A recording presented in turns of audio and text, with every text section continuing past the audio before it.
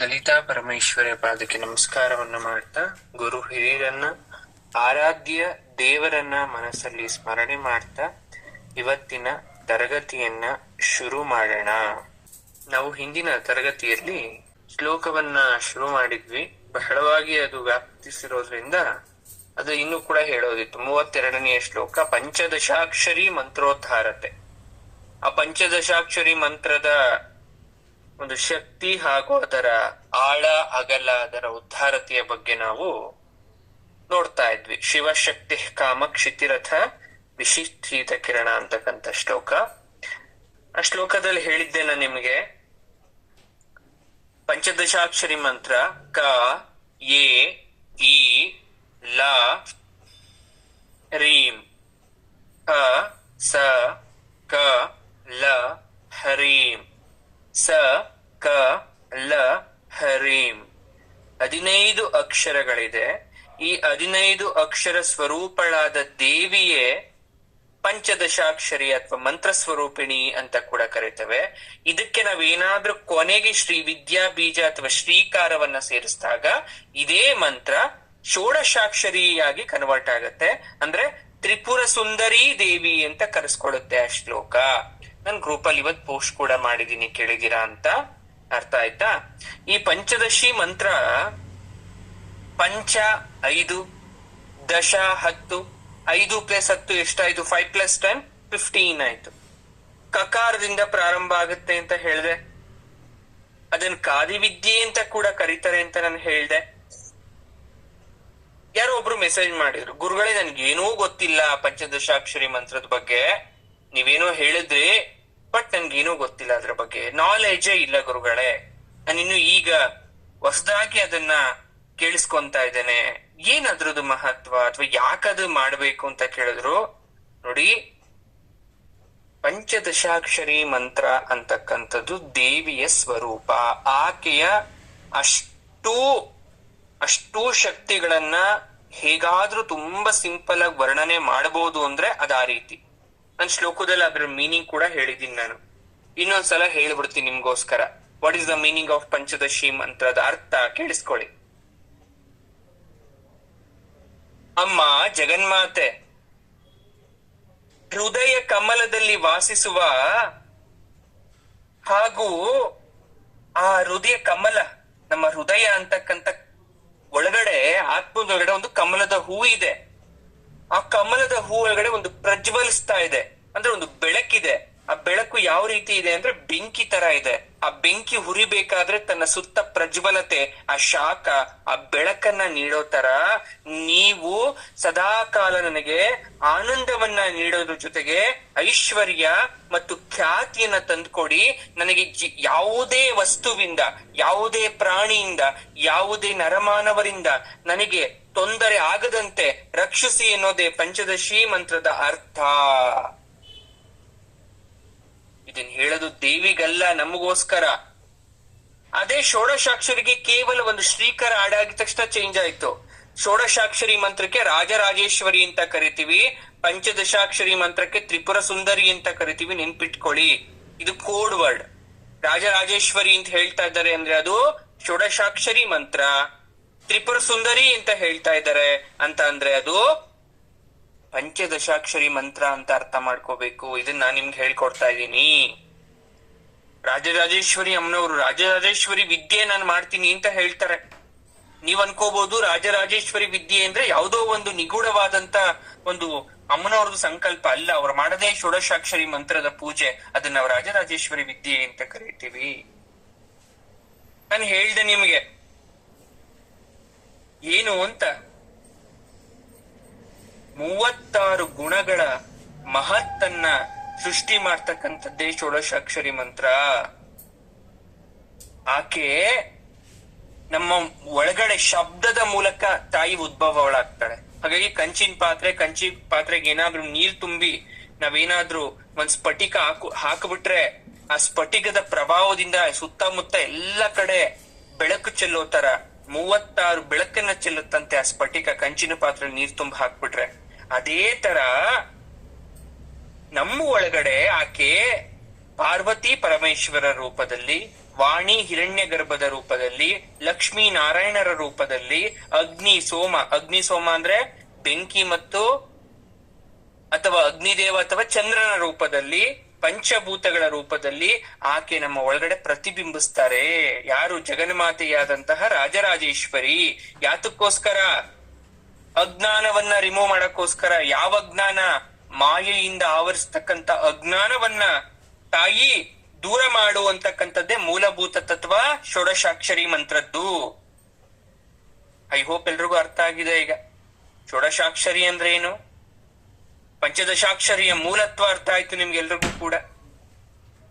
ಷೋಡಶಾಕ್ಷರಿ ಮಂತ್ರವೇ ಭುವನೇಶ್ವರಿ ಮಂತ್ರ ಅಂತ ಕೂಡ ಕರೀತಾರೆ.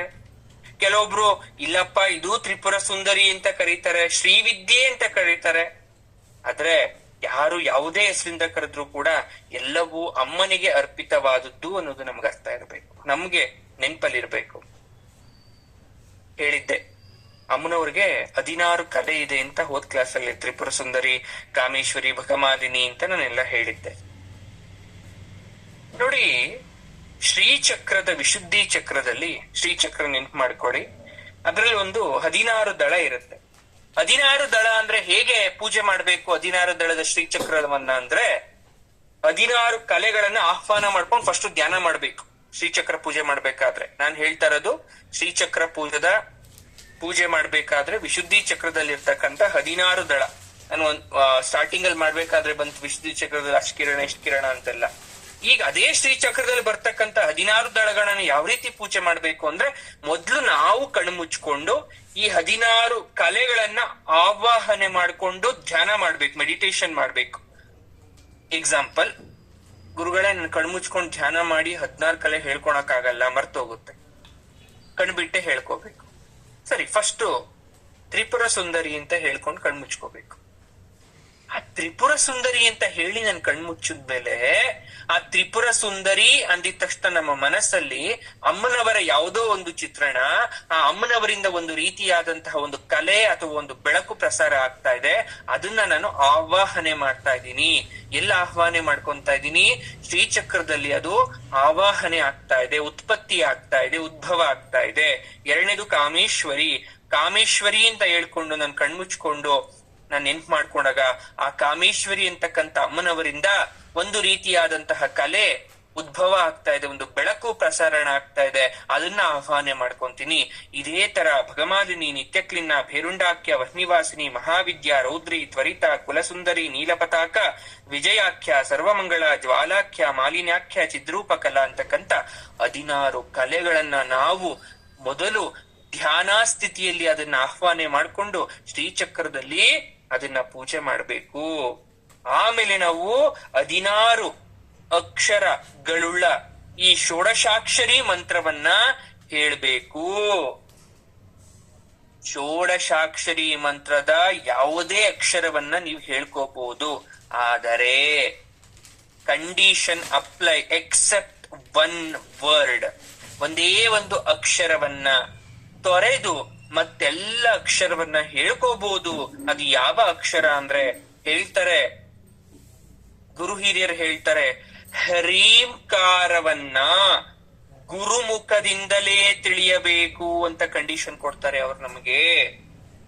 ಎಕ್ಸೆಪ್ಟ್ ಹ್ರೀಂಕಾರ, ಅದು ಯಾವುದೇ ಬಳಸಿದ್ರು ಕೂಡ ಪರವಾಗಿಲ್ಲ ಅಂತ ಹೇಳ್ತಾರೆ.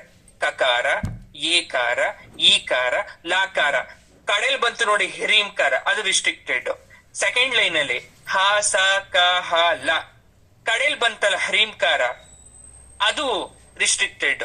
ಸ ಕ ಲ ಮತ್ತೆ ಕಡೆಲ್ ಬಂತು ಹ್ರೀಂ ನೋಡಿ. ಅದಕ್ಕೆ ಹ್ರೀಂಕಾರ is repeated in every line. 3 ಸಾಲಿದೆ, 3 ಸಾಲಲ್ಲೂ ಹ್ರೀಂಕಾರ ರಿಪೀಟ್ ಆಗಿದೆ. ದಟ್ ಮೀನ್ಸ್ ಗುರುಮುಖೇನ ಬೇಕೇ ಬೇಕು ನಮಗೆ. ಸರಿ, ಇನ್ನು ಕೆಲವೊಂದಷ್ಟು ವಿಚಾರ ಹೇಳ್ಬಿಡ್ತೀನಿ ನಿಮ್ಗೆ. First I want to tell more about this. ನೋಡಿ, ದೇವಿಯ ಅವಯವಗಳ ಸಂಕೇತನೆ ಈ ಪಂಚದಶ ಮಂತ್ರ. ಸರ್ ಏನ್ ಸರ್ ಅವಯವ? ಈಗ ನಿಮ್ಮ ಅವಯವ ಏನು ಅಂತ ನಾನು ಕೇಳಿದ್ರೆ ಏನ್ ಹೇಳ್ತೀರಾ? ಮದ್ವೆ ಆಗಿದೆ, ಮಕ್ಳಾಗಿದೆ, ಸಂಸಾರ ನಡೆಸ್ತಾ ಇದ್ದೀನಿ, ನನ್ ದಿನ ಬೆಳಗ್ಗೆ ಎದ್ದು ನನ್ನ ಮಕ್ಕಳು, ಗಂಡ ಎಲ್ಲವನ್ನ ಪಾಲನೆ ಪೋಷಣೆ ಮಾಡ್ತಾ, ಇದೆಲ್ಲ ನಿಮ್ಮ ಅವಯವಗಳು. ನೀವೇನ್ ಮಾಡ್ತೀರಾ ಅಂತಕ್ಕಂಥದ್ದು. ಅದೇ ತರ ಈ ದೇವಿ ಅವಯವಗಳ ಸಂಕೇತ ಪಂಚದಶಿ ಮಂತ್ರ ಆಗತ್ತೆ.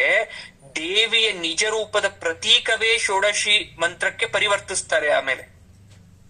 ಸರ್ 15 ಸಾಕಾಗಿತ್ತಲ್ಲ, ಶ್ರೀಕಾರ ಹಾಕ್ಬಿಟ್ಟು ಯಾಕೆ ಷೋಡಶಿ ಮಾಡೋದು? ನೋಡಿ, ಫಸ್ಟ್ ನಾನು ನಿಮ್ಗೊಂದು ಕತೆ ಹೇಳ್ತಾ ಇದ್ದೀನಿ. ಕತೆ ಕ್ಯಾರೆಕ್ಟರ್ಸ್ ಏನು ಹೇಳಲಿಲ್ಲ, ಬರೀ ಕತೆ ಹೇಳ್ದೆ. ಮತ್ತ ಆಮೇಲೆ ಕತೆ ಕ್ಯಾರೆಕ್ಟರ್ ಹೇಳಿದ್ಮೇಲೆ ತುಂಬಾ ಚೆನ್ನಾಗಿ ಅರ್ಥ ಆಯ್ತು ನಿಮ್ಗೆ. ಪಂಚದಶಿ ಅಂತಕ್ಕಂಥದ್ದು ಒಂದು ಸ್ಟೋರಿ. ಅದಕ್ಕೆ ಷೋಡಶಾಕ್ಷರಿ ಆಡ್ ಮಾಡಿದಾಗ ಅದ್ರಲ್ಲಿರೋ ಪಾತ್ರಧಾರಿಗಳು ಕೂಡ ಗೊತ್ತಾಗಿ ನಮ್ಗೆ ತುಂಬಾ ಚೆನ್ನಾಗಿ ಅರ್ಥ ಆಗೋಯ್ತು. ಅಂದ್ರೆ ಸೌಮ್ಯ ಖಂಡವನ್ನ ಚಂದ್ರಕಲಾ ಖಂಡವಾಗಿ ಮಾರ್ಪಡಿಸ್ತಕ್ಕಂತ 16ನೇ ಏಕವರ್ಣದ ಮಂತ್ರ ಹ್ರೀಂಕಾರ, ಇದು ಗುರುಮುಖದಿಂದ ತಿಳಿಬೇಕು ಅಂತಕ್ಕಂಥ ನಿಯಮ ಇದೆ. ಅದ್ ನಾನು ಕೂಡ ಒಪ್ಪುತ್ತೀನಿ.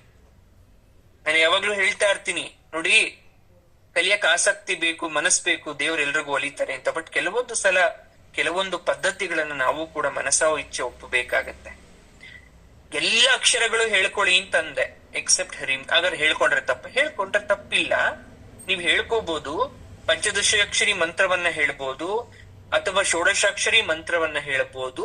ಬಟ್ ಅದು ಸಿದ್ಧಿಸಲ್ಲ, ಇಷ್ಟೇ ವ್ಯತ್ಯಾಸ. ಏನ್ ಗುರುಗಳೇ ಸಿದ್ಧಿಸಲ್ಲ ಅಂದ್ರೆ ಫಲ ಕೊಡಲ್ಲ. ಬೇರೆ ಅಕ್ಷರದ ಫಲ ಕೊಟ್ರು ಕೂಡ ಅದು ಫಲ ಕೊಡಲ್ಲ. ಹೇಳ್ಕೋಬಹುದು, ಜನರಲ್ ಆಗಿ ನಾನು ಸುಮ್ನೆ ಶ್ಲೋಕ ಹೇಳ್ಕೊಂಡಂಗೆ ಹೇಳ್ಕೊಂಡ್ಬಿಡ್ಬೋದು. ಆದ್ರೆ ಅದು ನಮಗೆ ನಾವೇನು ಎಕ್ಸ್ಪೆಕ್ಟ್ ಮಾಡ್ತಾ ಇದೀವಿ ಅದರ ಫಲವನ್ನ ಅದು ನೀಡೋದಿಲ್ಲ ಅನ್ನೋದಷ್ಟೇ ಇಲ್ಲಿ ಇಂಪಾರ್ಟೆಂಟ್ ಆಗತ್ತೆ. ಅದು ಹೇಳ್ಕೊಳೋದ್ರಿಂದ ಮತ್ತೇನು ನಮ್ಗೆ ಹಾನಿ ಆಗೋದಿಲ್ಲ, ಎಫೆಕ್ಟ್ ಆಗೋದಿಲ್ಲ. ಸರಿ ಗುರುಗಳೇ, ನನ್ನೊಂದು ಪ್ರಶ್ನೆ, ನನ್ ಕೊಡ್ತೀರಾ ನೀವು? ನಾನ್ ತಗೋಬೇಕು. ನಾನ್ ಕೊಡೋದೇನು, ನೀವ್ ತಗೊಳೋದೇನು? ನಾನ್ ಕೊಡ್ಬೇಕು ಅಂದ್ರೆ ಒಂದು ನಿಯಮ ಮಾಡ್ಬಿಟ್ಟಿದ್ದಾರೆ, ನೀವು ತಗೋಬೇಕು ಅಂದ್ರೆ ಒಂದು ನಿಯಮ ಮಾಡ್ಬಿಟ್ಟಿದ್ದಾರೆ. ಅದು ಇನ್ನೊಂದು ಕ್ಲಿಷ್ಟಕರವಾದಂತ ಪ್ರಶ್ನೆ. ಏನು ನಿಯಮ? What is the rules? ಗುಣಶಾಲಿ ಆಗಿರ್ಬೇಕಂತೆ, ಶ್ರದ್ಧಾವಂತನಾಗಿರ್ಬೇಕಂತೆ.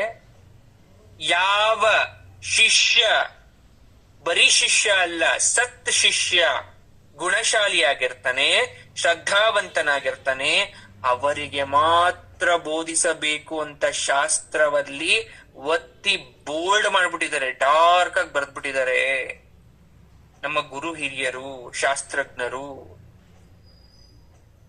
ಈ ನಿಯಮ ಪಾಲಿಸೋದಿದೆಯಲ್ಲ ಕಠಿಣ.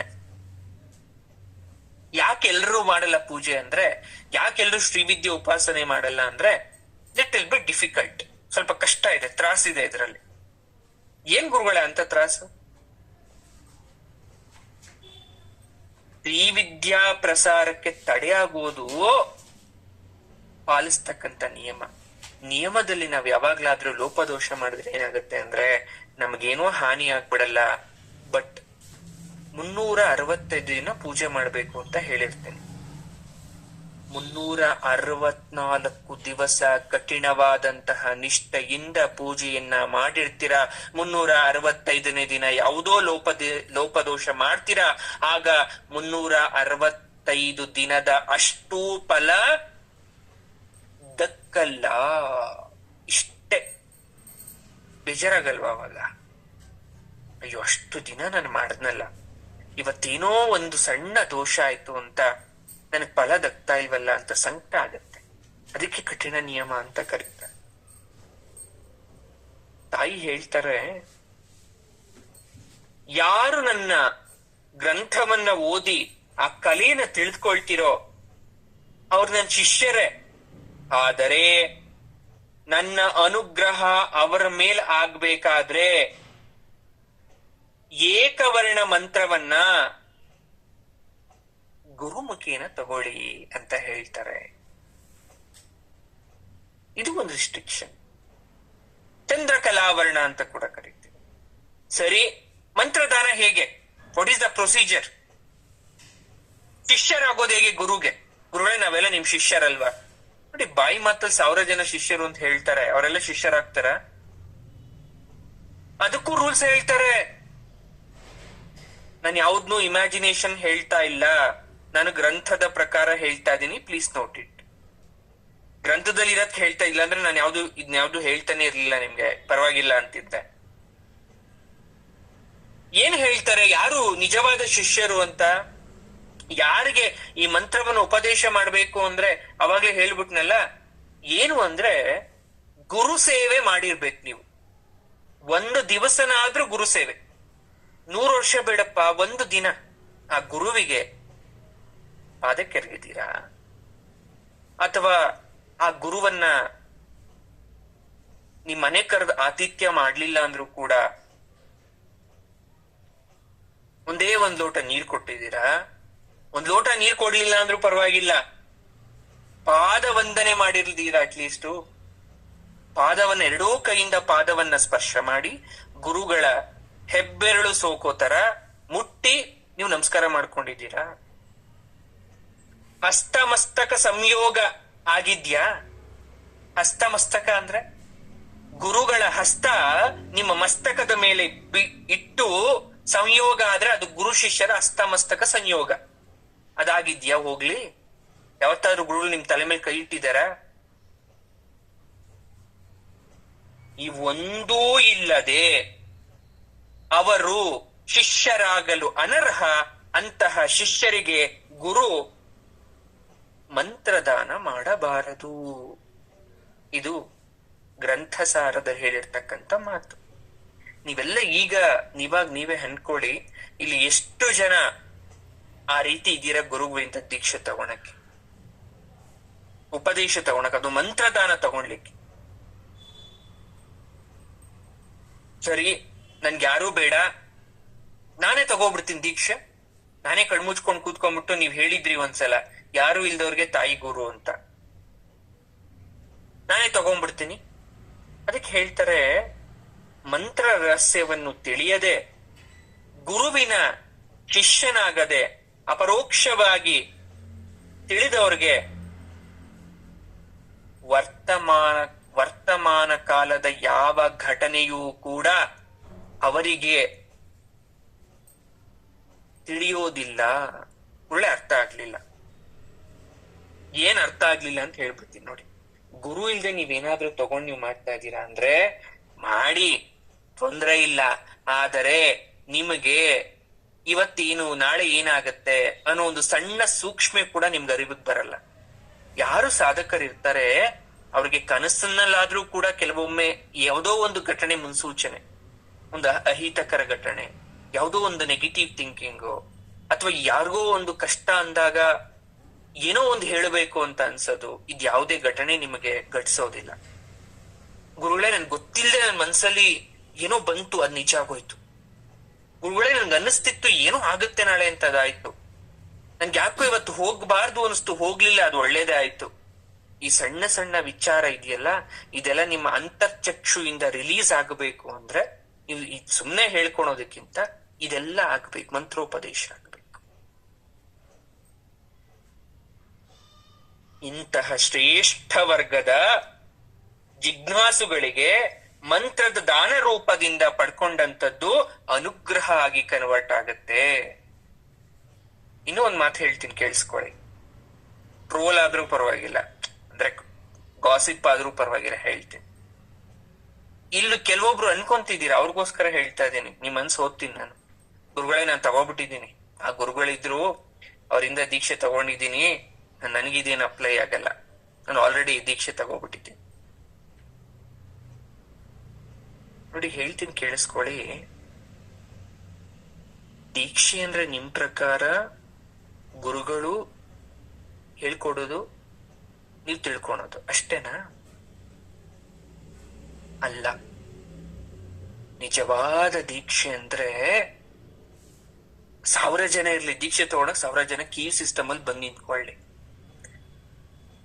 ಆ 1000 ಜನರ ಮನಸ್ಸಲ್ಲಿ ಕಣ್ ಮುಚ್ಚಿದಾಗ ಕೇವಲ ಗುರುವಿನ ಪ್ರತಿಬಿಂಬ ಕಾಣಿಸ್ಬೇಕು. ಆ ಗುರು ಕಣ್ಮುಚ್ಚಿ ಮಂತ್ರ ದೀಕ್ಷೆಯನ್ನು ಕೊಡ್ಬೇಕಾದ್ರೆ 1000 ಜನ ಇದ್ರೂ ಕೂಡ ತನ್ನ ಮುಂದೆ ಕೂತಿರ್ತಕ್ಕಂತ ಆ ಸ್ತ್ರೀನೋ ಪುರುಷನೋ ಬಾಲನೋ ಬಾಲಿಕನೋ ಆ ಒಂದು ರೂಪ ತನ್ನ ಮನೋ ಮಂದಿರದಲ್ಲಿ ಬರಬೇಕು, ಮಾನಸದಲ್ಲಿ ಬರಬೇಕು. ಆ ಮಾನಸದಲ್ಲಿ ಬಂದಂತ ಶಿಷ್ಯರ ಆ ಒಂದು ದೇಹ ಗುರು ಮನಸ್ಸು ಒಳಗಡೆಯಿಂದ ಅದನ್ನ ಕೊಡ್ತಾ ಬರ್ಬೇಕು. ಆ ಮನಸ್ಸು ಒಳಗಡೆ ಕೊಡ್ತಾ ಕೈಯನ್ನ ತೆಗೆದು ನಿಮ್ ತಲೆ ಮೇಲೆ ಇಟ್ಟಾಗ ಗುರುಗಳು ಪಿಸು ನುಡ್ದಂತ ಮಂತ್ರ ನಿಮ್ಮ ಕಿವಿಗೆ ಬಡ್ದಾಗ ನಿಮ್ಮ ಸುತ್ತಮುತ್ತ 360 ಆಂಗಲ್ ಅಲ್ಲಿ ಪ್ರಳಯ ಆದ್ರೂ ಕೂಡ ನಿಮಗೆ ಕೇಳಿಸ್ಬಾರ್ದು. ಪ್ರಳಯ ಆದ್ರೂ ಕೂಡ ಗುರುಗಳ ಜ್ಞಾನ ಆ ಕಡೆ ಈ ಕಡೆ ಹೋಗಬಾರ್ದು. ಅದು ನೇರವಾಗಿ ಹೋಗಿ ನಿಮ್ಮ ಮನಸ್ಸಿನ ಒಳಗಡೆ ನಿಮ್ಮ ಕರ್ಣದ ಮೂಲಕ ನಿಮ್ಮ ಸಪ್ತ ಚಕ್ರಗಳನ್ನ ಸೇರುತ್ತಲ್ಲ, ಅದು ದೀಕ್ಷಾ. ಅದೇ ದೀಕ್ಷೆ. ಇಂಥ ದೀಕ್ಷೆ ಮಾತ್ರ ಶ್ರೇಷ್ಠವಾದ ದೀಕ್ಷೆ. ನಾನು ಅದಕ್ಕೆ ದೀಕ್ಷೆ ಬಗ್ಗೆ ಕೇಳಿದ್ರೆ ನಾನೇನು ಮಾತಾಡಲ್ಲ. ಯಾಕೆ ಮಾತಾಡಲ್ಲ ಅಂದ್ರೆ, ದೀಕ್ಷೆ ಅನ್ನೋದು ಬಿಸ್ನೆಸ್ ಅಲ್ಲ. ದೀಕ್ಷೆ ಅನ್ನೋದು ಟೈಮ್ ಪಾಸ್ ತಗೊಳೋದಲ್ಲ. ಅಥವಾ ದೀಕ್ಷೆ ಅನ್ನೋದು ಎಲ್ರೂ ತಗೊಂತಾ ಇದ್ದಾರೆ ನಾನು ತಗೊಂತೀನಿ ಹೇಗಿರುತ್ತೆ ಅಂತ ಟ್ರಯಲ್ ಮಾಡಕ್ ತಗೊಳೋದಲ್ಲ. ಆ ದೀಕ್ಷಾ ಅನ್ನೋದು ಮೋಕ್ಷಕ್ಕೆ ಸಮಾನ, ಮೋಕ್ಷಕ್ಕೆ ದಾರಿ ಮಾಡ್ಕೊಡ್ತಕ್ಕಂಥದ್ದು. ಹೇಳ್ಕೊಡೋರು ಸರಿಯಾಗಿರ್ಬೇಕು, ತಗೊಂಡವರು ಸರಿಯಾಗಿರ್ಬೇಕು. ಗುರುಗಳೇ, ನನ್ 90 ವರ್ಷ ವಯಸ್ಸು, 70 ವರ್ಷ ವಯಸ್ಸು. ಈ ಏಜ್ ಅಲ್ಲಿ ನಾನು ದೀಕ್ಷೆ ತಗೊಂಡು ಏನ್ ಮಾಡ್ಬೇಕು ಗುರುಗಳೇ?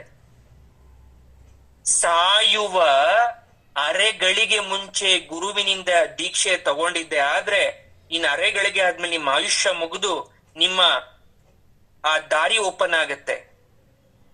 ಅಂತರ್ದಾರಿ ಆಕಾಶಯಾನದಲ್ಲಿ ನೀವು ಹೋಗಕ್ಕೆ ಒಂದು ಸಪರೇಟ್ ಎಸ್ಕಲೇಟರ್ ಹಾಕ್ತಾರೆ.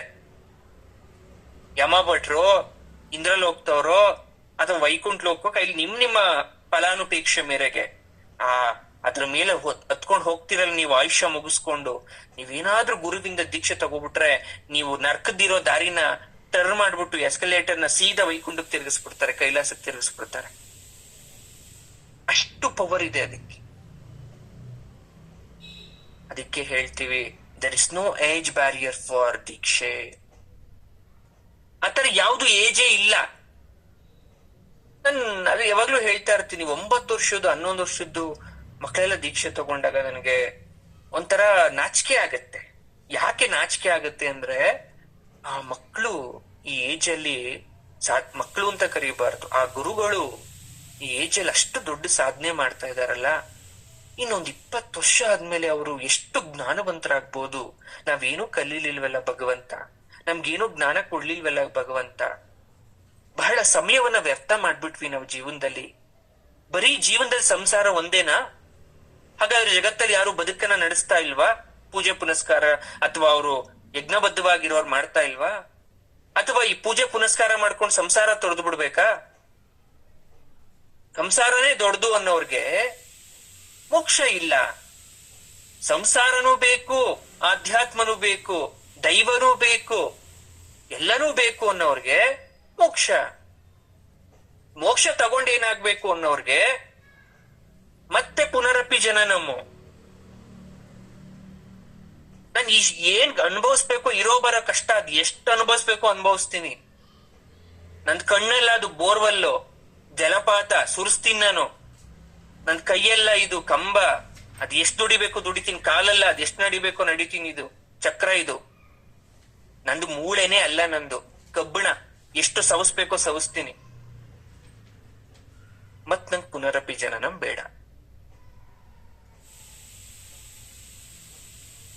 ನಂದು ಮೂಳೆ ನಂದು ತುಂಬಾ ಸೆನ್ಸಿಟಿವ್, ನನ್ ಬಾಡಿ ತುಂಬಾ ಡೆಲಿಕೇಟು, ನಂಗೆ ಕಷ್ಟ ಆಗಲ್ಲ, ಅದಾಗಲ್ಲ, ಇದಾಗಲ್ಲ. ಮತ್ ಇನ್ನೊಂದು 20 ಜನ್ಮ ಬನ್ನಿ ಅದೇ ಡೆಲಿಕೇಟ್ ಬಾಡಿ ಇಟ್ಕೊಂಡು.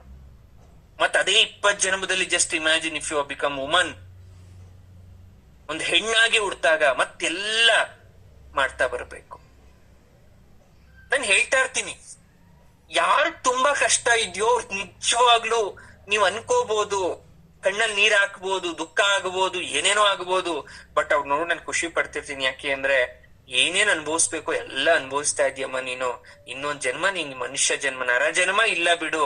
ನೀನ್ ಯಾವ್ದೋ ಒಂದು ಮರವಾಗೋ, ಗಿಡವಾಗೋ, ಪಕ್ಷಿಯಾಗೋ, ಗಾಳಿಯಾಗೋ, ದೇವ್ರು ಪಾದ ತೊಳಿರ್ತಕ್ಕಂಥ ಜಲವಾಗೋ ನೀನು ಹುಟ್ಟಬಹುದು ಅಂತ ನಾನು ಅನ್ಕೊಂತಾ ಇರ್ತೇನೆ. ಎಲ್ಲ ಹೆಣ್ಮಕ್ಳಿದ್ದೀರಾ, ಚೆನ್ನಾಗಿ ಕೇಳಿಸ್ಕೊಳ್ಳಿ. ನಿಮ್ಮ ಕಷ್ಟ ಕಷ್ಟ ಅಲ್ಲ, ನಿಮ್ಮ ಬದುಕು ಬದುಕಲ್ಲ, ನಿಮ್ಮ ಜೀವನ ಜೀವನ ಅಲ್ಲ. ಅದು ಹುಟ್ಟಕ್ಕೆ ಕಾರಣ ಇರ್ಲಿಲ್ಲ ಅನ್ನೋರೊಬ್ರಾದ್ರೆ ಹುಟ್ಟಕ್ ಕಾರಣ ಇತ್ತು ಅನ್ನೋರೊಬ್ರು. ಹರಕೆ ದೇವ್ರಿಗೆ ಹರಕೆ ಹೊತ್ತು ನನ್ ಮಗು ಪಡ್ದೆ ಅನ್ನೋರೊಬ್ರಾದ್ರೆ, ಮಕ್ಳು ಬೇಡ ಅಂದ್ರೂ ಕೊಟ್ಟ ಅಂತಕ್ಕಂಥವ್ರೊಬ್ರು, ಮಕ್ಳು ಬೇಕು ಅಂತ ತಪಸ್ ಮಾಡಿದ್ರು ಮಕ್ಳಾಗ್ದಿರೋರೊಬ್ರಾದ್ರೆ, ಮಕ್ಳಾದ್ಮೇಲೆ ಯಾಕಪ್ಪ ಮಕ್ಳಾಯ್ತು ಅನ್ನೋರೊಬ್ರು, ಮಕ್ಳಾಗ್ಲಿಲ್ಲ ಅಂದ್ರೆ ಕಾರಣ ಇದೆ, ಮಕ್ಳಾಗಿದೆ ಅಂದ್ರೆ ಕಾರಣ ಇದೆ. ಎಲ್ಲದಕ್ಕೂ ರೀಸನ್ ಇದ್ದೇ ಇದೆ.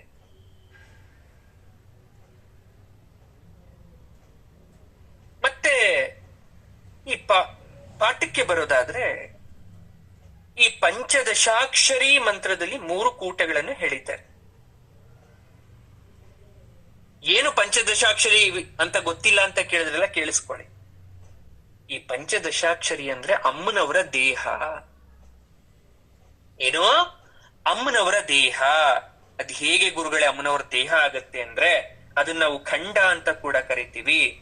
ಮೊದಲನೇದು ವಾಗ್ಭವ ಕೂಟ, ಕ ಎ ಈ ಲ ಹರಿ, ಮೊದಲನೇ ಸಾಲಲ್ಲಿ ಬರುತ್ತಲ್ಲ ಅಕ್ಷರ, ಅದು ದೇವಿ ಮುಖ.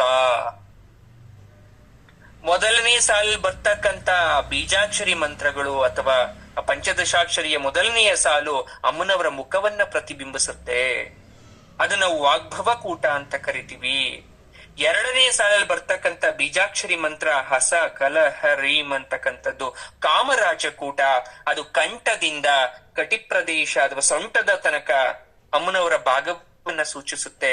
ಇನ್ನು ಮೂರನೆಯ ಕೂಟ ಪರಾಕೂಟ ಸಕಲ ಹರೀಮ್ ಅಂತಕ್ಕಂಥದ್ದು ಏನಂದ್ರೆ ಸೊಂಟದಿಂದ ಪಾದದ ತನಕ ಸೂಚಿಸುತ್ತೆ. ಅಂದ್ರೆ ಅಮ್ಮನವರ ದೇಹನೇ ಪಂಚದಶಾಕ್ಷರಿ ಮಂತ್ರ. ಅದನ್ನೇ ವಾಗ್ಭವ ಕೂಟ, ಕಾಮ ರಾಜಕೂಟ, ಪರಾಕೂಟ ಅಂತ ಕರಿತೀವಿ. ಅದೇ ಲಲಿತಾ ಸಹಸ್ರನಾಮದಲ್ಲಿ ಬರ್ತಕ್ಕಂಥ ಶ್ಲೋಕ ಕೂಡ, ಅಗೇನ್ ಸೌಂದರ್ಯ ಲಹರಿ ಶ್ಲೋಕದಲ್ಲಿ ಬರ್ತಕ್ಕಂಥದ್ದು ಕೂಡ ವಾಗ್ಭವ ಕೂಟ. ಆ ಮೊದಲನೇ ಸಾಲಲ್ಲಿ ಇರ್ತಕ್ಕಂಥ ಅಕ್ಷರಗಳನ್ನ ಪಠಿಸೋದ್ರಿಂದ ಸಕಲ ವಿದ್ಯಾಪ್ರದ ಪ್ರಾಪ್ತಿಯಾದ್ರೆ, ಅಂದ್ರೆ ಅಮ್ಮನವರ ಮುಖವನ್ನ ವರ್ಣನೆ ಮಾಡೋದ್ರಿಂದ ಸಕಲ ವಿದ್ಯಾ ಪ್ರಾಪ್ತಿಯಾದ್ರೆ, ಎರಡನೇ ಸಾಲಲ್ಲಿ ಬರ್ತಕ್ಕಂಥ ಆ ಅಕ್ಷರಗಳನ್ನ ಓದೋದ್ರಿಂದ ಅಂದ್ರೆ ಕಾಮರಾಜ ಕೂಟ ಸಕಲಾರ್ಥ ಸಿದ್ಧಿಯನ್ನ ಪಡಿತೀವಿ. ಇನ್ನು ಕಡೆಯದು ಪರಾಕೂಟ ಬಂದ್ಬಿಟ್ಟು ಮೋಕ್ಷದಾಯಿತ್ವವನ್ನ ಸೂಚಿಸುತ್ತೆ. ಹೀಗೆ ಅಮ್ಮನವರ ಈ 3 ಕೂಟಗಳು 3 ದೇಹ ಹಾಗೂ 3 ಸದ್ವಿಚಾರಗಳನ್ನ ನಮ್ಗೆ ತಿಳಿಸ್ಕೊಡುತ್ತೆ, ಅದು ನಮ್ಗೆ ನೀಡುತ್ತೆ. ಶ್ರೀಮದ್ಭಾಗವ ಕೂಟೈಕ ಸ್ವರೂಪ ಮುಖ ಪಂಕಜ. ನೋಡಿ, ವಾಗ್ಭವ ಕೂಟ ಸ್ವರೂಪ ಮುಖ ಪಂಕಜ ಅಂತೆ. ಕಂಠಾಧ ಕಟಿ ಪರ್ಯಂತ, ಕಂಠದಿಂದ ಕಟಿ ಪ್ರದೇಶದ ತನಕ ಮಧ್ಯಕೂಟ ಸ್ವರೂಪಿಣಿ ಅಮ್ಮನವರ ಮಧ್ಯ ದೇಹ. ಶಕ್ತಿ ಕೂಟೈಕತಾಪನ್ನ ಕಟ್ಯದು ಭಾಗಧಾರಿಣಿ, ಮಿಕ್ಕಿದ ಕೆಳಗಡೆ ಎಲ್ಲ ಅಮ್ಮನವರ ಪ್ರದೇಶ. ಈ ರೀತಿಯಾಗಿ 85, 86, 87 ಬರುತ್ತಲ್ಲ ಲಲಿತಾ ಸಹಸ್ರನಾಮದಲ್ಲಿ, ಅದು ಅಮ್ಮನವರ 3 ದೇಹ. ನೋಡಿ, ಈ ಶ್ರೀವಿದ್ಯಾ ಅನ್ನೋ ಮಾತಲ್ಲೇ ಶ್ರೀ ಇದೆ. ಶ್ರೀ ಅಂದ್ರೆ ಯಾರಪ್ಪ? ಶ್ರೀ ಬೀಜಾಕ್ಷರಿ ಮಂತ್ರ ಯಾರಿಗೆ ಬಳಸ್ತೀವಪ್ಪ ನಾವು? ಅಮ್ಮನವ್ರು. ಯಾವ ಅಮ್ಮನವ್ರಿಗೆ? ಲಕ್ಷ್ಮಿ, ಮಹಾಲಕ್ಷ್ಮಿಗೆ, ವಿಷ್ಣು ಪತ್ನಿಯಾದಂತಹ ಮಹಾಲಕ್ಷ್ಮಿಯ ಬೀಜಾಕ್ಷರಿ ಮಂತ್ರ ಶ್ರೀಕಾರ. ಇದೆಲ್ರಿಗೂ ಗೊತ್ತು, ಯೂನಿವರ್ಸಲ್ ಫ್ಯಾಕ್ಟ್ ಇದು. ಇಲ್ಲಿ ಶ್ರೀಕಾರ ಮಹಾಲಕ್ಷ್ಮಿಗೆ ಅಂತ ಪ್ರಚಲಿತ ಆಗಿದ್ರು ಕೂಡ ಅದರ ಮೂಲ ಅರ್ಥ ಏನ್ ಗೊತ್ತಾ? ಮಹಾ ತ್ರಿಪುರ ಸುಂದರಿ ಅಂತ ಅರ್ಥ ಆಗತ್ತೆ. ಮಹಾ ತ್ರಿಪುರ ಸುಂದರಿ ತತ್ವ ಪ್ರತಿಪಾದಕವಾದ ವಿದ್ಯೆನೇ ಶ್ರೀವಿದ್ಯೆ. ಈಗ ಅರ್ಥ ಆಯ್ತು? What is the Srividya means nothing. ಸರಿ ಸರ್, ಒಂದು ಸಿಂಪಲ್ ಕ್ವಶನ್ ನನಗೆ ಬೇಕಾಗಿರೋದು, ಈ ಶ್ರೀವಿದ್ಯೆ ಗಮ್ಯ ಯಾವುದು? What is the destination of the Srividya? ಗುರಿ ಯಾವುದು? ಶ್ರೀ ನಡ್ಕೊಂಡು ಹೋಗಿ ಹೋಗಿ ಇವಾಗೆಲ್ಲ ತಲುಪಿಡ್ಬೇಕು ನೀವು, ಕೊನೆಯ ಸ್ಥಾನ, ಕೊನೆಯ ನಿಲ್ದಾಣ ಅಂತ ಒಂದು ಇದ್ದೇ ಇರುತ್ತೆ. ಈ ಶ್ರೀವಿದ್ಯೆಯ ಕೊನೆಯ ನಿಲ್ದಾಣ ಯಾವುದು? What is the last stop of Srividya? ಯಾವುದು ಅಂದ್ರೆ ಆತ್ಮಜ್ಞಾನ ಪ್ರಾಪ್ತಿ. ಪ್ರಾಪ್ತಿ. ಆತ್ಮ, ಜ್ಞಾನ, ಪ್ರಾಪ್ತಿ. ನೋಡಿ, ಆತ್ಮ, ಜ್ಞಾನ, ಪ್ರಾಪ್ತಿ ಎಲ್ಲ ಆಯ್ತು. ಇದೇ ಲಾಸ್ಟ್ ಸ್ಟಾಪ್. ಅಲ್ಲಿಗೆ ಹೋಗಿ ನಿಂತು ಬಿಟ್ರೆ ಎಲ್ಲ ಅಚೀವ್ ಮಾಡ್ದಂಗೆ, ಇನ್ನೇನು ಉಳ್ದಿಲ್ಲ. ಅನುಷ್ಠಾನ ಅಂತ ಕರಿತೀವಿ. ಇತರ ಅನುಷ್ಠಾನಗಳಲ್ಲಿ ಹೇಳ್ತಾರೆ ನೋಡಿ, ಪೂಜೆ ಮಾಡ್ಬೇಕಾದ್ರೆ ಏನ್ ಮಾಡ್ಬೇಕು? ಭೋಗೋಚೆ ತ್ಯಜಿಸ್ಬೇಕು, ಅದ ಮಾಡ್ಬೇಕು, ಇದು ಮಾಡ್ಬೇಕು, ಅದು ಬಿಡ್ಬೇಕು, ಇದು ಬಿಡ್ಬೇಕು, ನೆಲ ಮೇಲೆ ಮಲ್ಕೋಬೇಕು, ತಣ್ಣೀರ್ ಸ್ನಾನ ಮಾಡ್ಬೇಕು, ಏನೇನೋ ರೂಲ್ಸ್ ಅಂಡ್ ಕಂಡೀಷನ್ಸ್ ಇದೆ. ಆದ್ರೆ ಶ್ರೀ ವಿದ್ಯಾ ಸಾಧನೆಯಲ್ಲಿ ಹೇಳ್ತಾರೆ, ಮೋಕ್ಷ ಮತ್ತು ಸಾತ್ವಿಕ ಭೋಗ ಎರಡರ ಸಿದ್ಧಿಗೆ ದಾರಿ ನೀನು ನಡೆದಿದ್ದೇ ದಾರಿ, ನೀನ್ ಇಷ್ಟದಂತೆ ನೀನ್ ಇರು ಅಂತಾರೆ. ಅದೇ ಸ್ಪೆಷಾಲಿಟಿ ಆಫ್ ಶ್ರೀ ವಿದ್ಯಾ ಸಾಧನ. ನೀನ್ ಹೀಗೆ ಇರು, ಹಾಗೆ ಇರು ಅಂತ ಯಾರು ಹೇಳ, ನೀನ್ ಹೇಗ್ ಬೇಕಾದ್ರೂ ಇರು, ಅದ್ ನಿನ್ನಿಷ್ಟ. ಆದ್ರೆ ನಿನ್ ಮನ್ಸಲ್ಲಿ ಯಾವಾಗ್ಲೂ ಇರ್ಲಿ ಸಾತ್ವಿಕ ಭೋಗ, ಸಿಂಪಲ್ ಲೈಫ್ ಲೀಡ್ ಮಾಡು. ಇದ್ರೂ ಕೂಡ ಇದೆ ಅಂತ ತೋರ್ಸ್ಕೊಳಕ್ ಹೋಗ್ಬೇಡ. ಅದು ಜ್ಞಾನ ಆದ್ರೂ ಸರಿ, ಹಣ ಆದ್ರೂ ಸರಿ, ಅಂತಸ್ತಾದ್ರೂ ಸರಿ, ಅಧಿಕಾರ ಆದ್ರೂ ಸರಿ. ನೀನ್ ಸಿದ್ಧಿ ಪಡ್ಕೋಬೇಕು ಅಂತ ನಿನ್ ಜೀವನ ಲೈಫ್ ಲೀಡ್ ಮಾಡು. ಬೆಳಗ್ಗೆ ಎದ್ದೋಳು, ಕೆಲ್ಸಕ್ಕೆ ಹೋಗು, ಟಿಫನ್ ಮಾಡು, ಮಧ್ಯಾಹ್ನ ಊಟ ಮಾಡು, ಸಂಜೆ ಬಾ ಪೂಜೆ ಕೂತ್ಕೋ. ನಿನ್ ಮನ್ಸಲ್ಲಿ ಅನ್ಕೊಂತ ಇರೋ, ನನ್ಗೆ ಎಷ್ಟೇ ಬಂದ್ರು ಅದೆಲ್ಲ ಅಮ್ಮನ್ ಪಾದಕ್ಕೆ. ನಾನ್ ಸಿಂಪಲ್ ಆಗಿರ್ಬೇಕು, ಒಳ್ಳೆ ಕೆಲಸಗಳನ್ನ ಮಾಡ್ತಾ ಇರ್ಬೇಕು, ಧಾರ್ಮಿಕ ಕಾರ್ಯಕ್ರಮನ ಮಾಡ್ತಾ ಇರ್ಬೇಕು. ಪೂಜೆ ಮುಗೀತು, ಎದ್ದು ಬಂದು ನಾರ್ಮಲ್ ಲೈಫ್ ಲೀಡ್ ಮಾಡಿ, ಇಷ್ಟೇ. ಇನ್ನೇನ್ ಮಾಡ್ಬೇಕು? ನೀವು ಕಾವಿ ಹಾಕೋಬೇಕಾ? ಮಠಕ್ಕೆ ಸೇರ್ಕೋಬೇಕು? ಏನು ಬೇಡ. ಸರಿ, ಆಯ್ತು ಗುರುಗಳೇ. ಇನ್ನೊಂದು ಲಾಸ್ಟ್ ಡೌಟ್ ಅಪ್ಪ ನನಗೆ. ಅವಾಗ್ಲೇ ರೀಂಕಾರನ ಗುರುಗಳಿಂದ ತಗೋಬೇಕು ಅಂತ ಹೇಳಿದ್ರಿ. ಹಾಗಾದ್ರೆ ವಾಟ್ ಈಸ್ ಅಷ್ಟು ಪವರ್ ಅದಕ್ಕೆ? ರೀಂ ಬೀಜಾಕ್ಷರಿ ಮಂತ್ರದ ಮಹಿಮೆ ಹೇಳಿ ನನಗೀಗ. ಅಷ್ಟು ಅಕ್ಷರಗಳನ್ನ ಬಿಟ್ಟು ಯಾಕೆ ಹರೀಂಕಾರ ಮಾತ್ರ ಗುರುವಿನಿಂದ ಉಪದೇಶ ಪಡ್ಕೋಬೇಕು? What is the reason behind that? ನೋಡಿ, ಅಬ್ಸರ್ವ್ ಅಗೈನ್ ಪಂಚದಶಾಕ್ಷರಿ ಮಂತ್ರಕ್ಕೆ ಬನ್ನಿ. ಈ ಪಂಚದಶಾಕ್ಷರಿ ಮಂತ್ರದಲ್ಲಿ ಹ್ರೀಂಕಾರ ಡಿಲೀಟ್ ಮಾಡ್ಬಿಡಿ. ಆ 3 ಲೈನಲ್ಲಿ ಬರೋ ಹ್ರೀಂಕಾರ ಡಿಲೀಟ್ ಮಾಡೋಣ, ತೆಗ್ದಾಕ್ಬಿಡೋಣ. ಗುಂಪಿಗೆ ಸೇರದ ಪದ ಅಂತ ತೆಗೆಯೋಣ ಇವಾಗ. ಅದು ಬಿಟ್ರೆ ಏನ್ ಉಳಿಯುತ್ತೆ ನೋಡಿ? ಹ, ಸ, ಕ, ಲ 4 ಅಕ್ಷರ. ಸೆಕೆಂಡ್ ಲೈನ್ ಹ, ಸ, ಕ, ಹ, ಲ 5 ಅಕ್ಷರ. ಥರ್ಡ್ ಲೈನ್ ಸ, ಕ, ಲ 3 ಅಕ್ಷರ. ಕೊನೆಯಲ್ಲಿ ಹ್ರೀಂಕಾರ ಸೇರಿಸಿ ಪಂಚದಶಾಕ್ಷರಿ ಆಯ್ತು ಅಂತ ಹೇಳ್ತಾರೆ. ಹಾಗಾದ್ರೆ ಈ ಹ್ರೀಂ ಬೀಜಾಕ್ಷರದ ಹಿರಿಮೆ ಅಂದ್ರೆ ದೊಡ್ಡತನ ಏನು ಅಂತ ತುಂಬಾ ಸಿಂಪಲ್ ಆಗಿ ಹೇಳ್ತಾರೆ. ವೈದಿಕ ವೇದಾಂತ ವಿವಾಚನೆಯಲ್ಲಿ ಹೇಳ್ತಾರೆ. ಏನಪ್ಪಾ ಅಂದ್ರೆ, ಓಂಕಾರಕ್ಕೆ ಯಾವ ಮಹತ್ವ ಇದೆಯೋ ಹ್ರೀಂಕಾರಕ್ಕೂ ಕೂಡ ತಂತ್ರಶಾಸ್ತ್ರದಲ್ಲಿ ಅಷ್ಟೇ ಮಹತ್ವ ಇದೆ. ಇಲ್ಲಿರ್ತಕ್ಕಂತ ಅಷ್ಟು ಅಕ್ಷರಗಳನ್ನ ಯಾವ್ಯಾವ್ದಕ್ಕೂ ಬಳಸ್ತೀವಿ, ಆದ್ರೆ ತಂತ್ರಶಾಸ್ತ್ರಕ್ಕೆ ಬಳಸ್ತಕ್ಕಂಥದ್ದು ಹ್ರೀಂಕಾರ. ಹಾಗಾಗಿ ಇದನ್ನ ಗುರುಪದೇಶ ಪಡ್ಕೋಬೇಕು. ನೀವ್ ಹಾಗೆ ಮಾಡ್ಬಿಟ್ರೆ ನಿಮ್ಮ ತಂತ್ರ ಸಿದ್ಧಿಸಲ್ಲ. ಗುರು ಉಪದೇಶ ಪಡ್ಕೊಂಡ್ರು ಕೂಡ ಲೋಕ ಕಲ್ಯಾಣಕ್ಕೆ ಬಳಸ್ಬೇಕು. ನೀವೇನಾದ್ರೂ ಕೆಟ್ಟದ್ ಮಾಡಕ್ಕೆ, ಇನ್ನೊಬ್ರ ಮನೆ ಹಾಳು ಮಾಡಕ್ಕೆ, ಅಥವಾ ಏನಾದ್ರೂ ನಿಮ್ಮ ಸ್ವ ಇಚ್ಛೆಗೋಸ್ಕರ ಏನಾದ್ರೂ ಮಾಡ್ಕೊಂತ ಇದ್ರೆ ಅದು ಖಂಡಿತ ನಿಮ್ಮ ನಾಶಕ್ಕೆ ಆಗತ್ತೆ. ಅದನ್ನ ತಾಂತ್ರಿಕ ಪ್ರಣವ ಅಕ್ಷರ ಅಂತ ಕರಿತೀವಿ. ಏನಂತ? ತಾಂತ್ರಿಕ ಪ್ರಣವ. ತಾಂತ್ರಿಕ ಶಾಸ್ತ್ರದಲ್ಲೇ ಅತ್ಯಂತ ಟಾಪ್ ಅಲ್ಲಿ ಇರ್ತಕ್ಕಂಥ ಅಕ್ಷರ, ಮಂತ್ರಾಕ್ಷರದಲ್ಲಿ ಹ್ರೀಂಕಾರ. ಹಿಂಗೆ ಯಾರೋ ಒಬ್ರು ನೋಡೋಣ ನಿಜನೋ ಸುಳ್ಳು ಅಂತ ಟೆಸ್ಟ್ ಮಾಡಕ್ಕೆ, ಯಾರೋ ನಮ್ ಸ್ಟೂಡೆಂಟ್ಸ್ ಅಂತವ್ರು, ಕುತೂಹಲ ಇರುತ್ತಲ್ಲ, ಕೆಟ್ಟ ಕುತೂಹಲ, ಏನ್ ಮಾಡಿದ್ರಂತೆ, ಒಂದು ಕೋಳಿ ತಗೊಂಡ್ರಂತೆ. ಕೋಳಿ ತಗೊಂಡು ಅದನ್ನ ಇಟ್ಕೋಬಿಟ್ಟು ಮುಂದೆ ಯಾವತ್ ಮಾಡ್ಬೇಕು, ಹಿಂಕಾರ ಎಲ್ಲ ವರ್ಕ್ ಆಗೋದು ಕೆಲವೊಂದಷ್ಟು ಪರ್ಟಿಕ್ಯುಲರ್ ಡೇಸ್ ಅಂತ ಇರುತ್ತೆ.